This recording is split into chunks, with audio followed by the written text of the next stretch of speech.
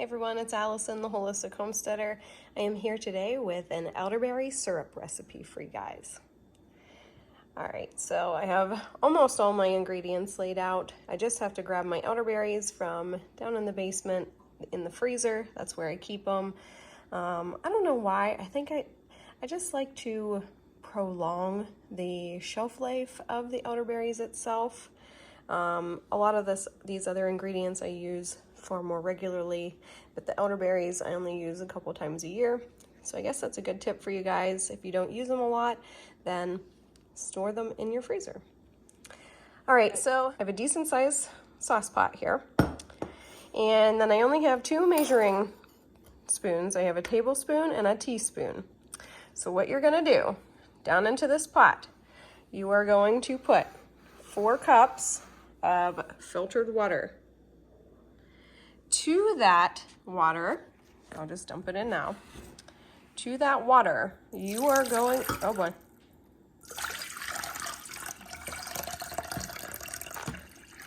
All right, close enough. All right, that was malfunction junction, but we're working through it. All right, so down into my sauce pot, I have 4 cups of water. To this, I am going to add 1 teaspoon of whole cloves. These are organic whole cloves. I want to say I got these from Amazon. So you're going to do 1 teaspoon of cloves, and you're going to do 1 cinnamon stick. Now you can see I have 2 different size cinnamon sticks in there. I go with a smaller size cinnamon stick, probably 3 or 4 inches long, should be fine. Then I add in 1 teaspoon of ground turmeric. I should add, these are also organic cinnamon sticks. So this is organic ground turmeric. I find this at Walmart. And I say to use 1 inch of ginger root in my recipe. If you guys head over to my website, www.theholistichomesteader.com, if you're on that homepage, there will be a pop-up that comes up, and you think you just put in your email, hit submit, and you have instant access to a 4-page elderberry syrup mini guide that I created. In there, I share this recipe with you guys, so you guys can screenshot that, you can save it to your files, whatever you want to do.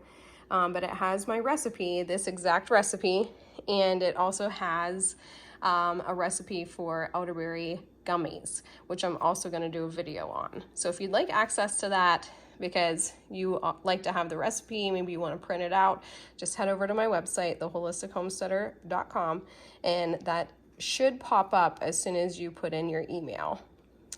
All right, so I say to use 1 inch of ginger root.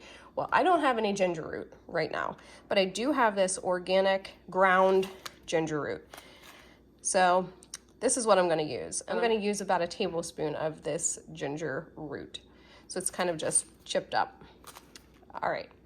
So we're going to put all that down into the pot, and I'm going to grab those elderberries, and I'm going to use 1 cup of dried elderberries. So I grabbed my elderberries from down in the basement freezer. And I just wanted to show you guys this. I usually buy these on Amazon. This is Star West Botanicals. Yes, it's a legit company, even though it sells on Amazon. They are USDA organic, and I buy it by the pound usually. So I keep them in my deep freeze just to prolong the shelf life. So we're gonna add 1 cup of elderberries down into our pot too.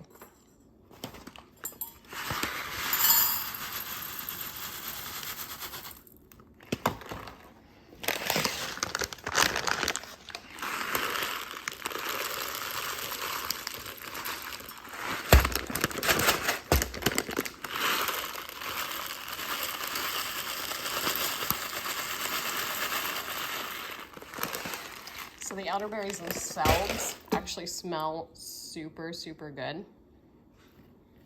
I don't know if you guys can see in that pot, but you can see the color of the elderberry actually seeping out of this one berry here. It's gonna make such a vibrant purple color. So there's our cup of elderberries. Then we're going to do a teaspoon of our organic whole cloves.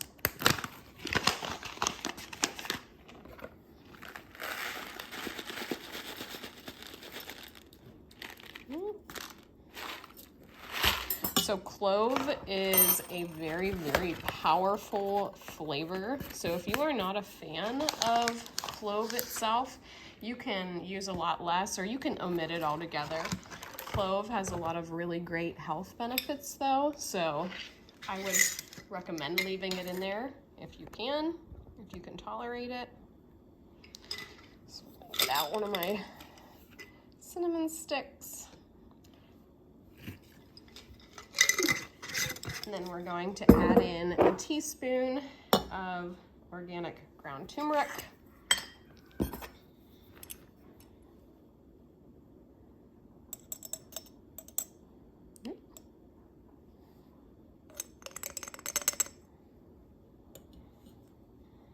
So a teaspoon of organic ground turmeric, and then we are going to add in a tablespoon of organic ginger root. If you had an actual piece of ginger root, use an inch of it. You don't even really have to take the skin off of it if you don't want to. You can just toss it in. I would chop it up a little bit. If it's an inch long, I would try to chop it into slices or something. But yeah, you can use fresh ginger root if you have it. This is just what I have, dried ginger root. You can get this also on Amazon, the Star West Botanicals brand. It is organic. So I do a tablespoon of that down in there. Now, what I do from here is I'm just gonna put this on my stove and I'm gonna let it simmer for an hour. After it simmers for an hour, I'm just going to let it hang out on the stove with the heat off, the flame off, and I'm just gonna let it cool for an hour, and then I will strain it into a mason jar. Everybody, so it's a while later.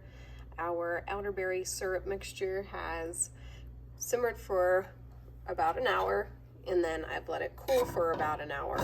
You can see it has reduced significantly, and that's exactly what we want. So from here, what I'm going to do is I'm going to strain this mixture, and the strained liquid is going to go into a mason jar with 1 cup of honey. So I'm actually going to strain it into a small little sauce pot just to make it the transfer into the mason jar a little bit easier. I think I'd have a heck of a time putting it straight into the mason jar from this strainer. I wouldn't even really want to attempt that. So I'm just going to leave all these elderberries in the pot because the liquid is pretty much done. And that's about how much elderberry syrup you are left with. It really, really reduced down. So you're gonna mix this now with 1 cup of honey. Now you want your elderberry syrup to be basically like room temperature when you add it with your honey. If you expose honey to high amounts of heat, especially like boiling temperatures and baking temperatures, then it actually causes adverse effects to the honey. So I don't want to misquote anything as to what it actually does, but I've just read enough information that heat can affect honey in a bad way, too high of heat that is. So I have some honey here. This is from a friend of mine who had honeybees.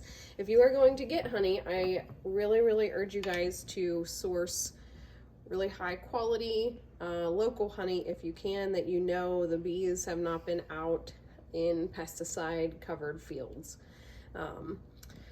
So a friend of the family got us this honey. I'm going to add that into my mason jar. I think I can actually use a smaller mason jar than this one. I'm going to grab that and I'm going to mix it all together. So we're just going to stick with this jar because we don't have any of the pint-sized mason jars clean right now. So I'm actually going to let that set. It's going to do its thing. So it's taking a long time. It's pretty crystallized, so I will probably have to scrape that out. That's still good honey up there though, even though it's super thick. It's just crystallized. It happens after it sets for a while, but honey basically never goes bad if it's good quality honey. So I'm not worried about that at all. I'm gonna probably scrape that out see how much we got then. The goal is to have about a cup. It's what's going to sweeten your elderberry syrup. A lot of people don't like the tartness, the bitterness, maybe the earthiness of elderberry syrup. I know they look like blueberries and they kind of smell even a little bit blueberry-ish, but they don't quite taste as sweet as an elderberry, or as a blueberry, so you do need to sweeten it. That's where the honey comes in, and all of the good health effects from the honey is a blessing too. So I'm going to scrape that honey out, and then I'm going to dump my elderberry syrup in. All right, so we added our honey down into the mason jar. It's not quite a cup, but the goal is just to sweeten it. So you can use as much or as little of the honey as you really want. I'm just going to use what we have because that's just what we have out. So I'm going to pour this in. London says, whoa.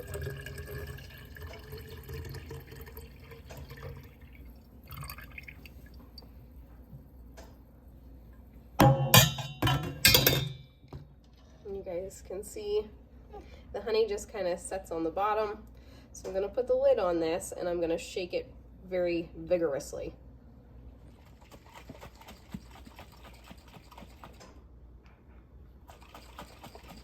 So I just gently shake it until all of the honey is incorporated. It's still warm enough to dissolve the honey, but this is by no means hot at all. Lennon, is it even warm?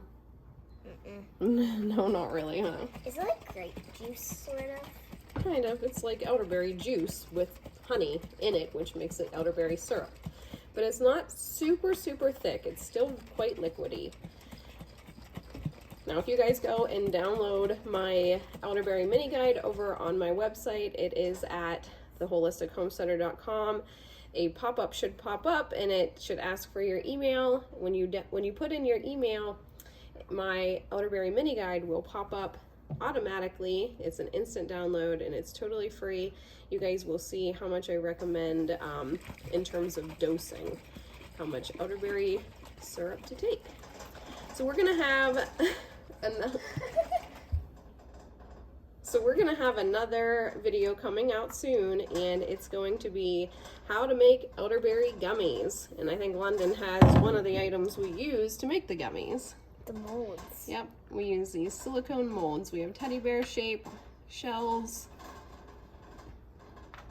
stars, hearts, and more bears. So you guys will have to stay tuned for that video. We will see everybody next time. Bye.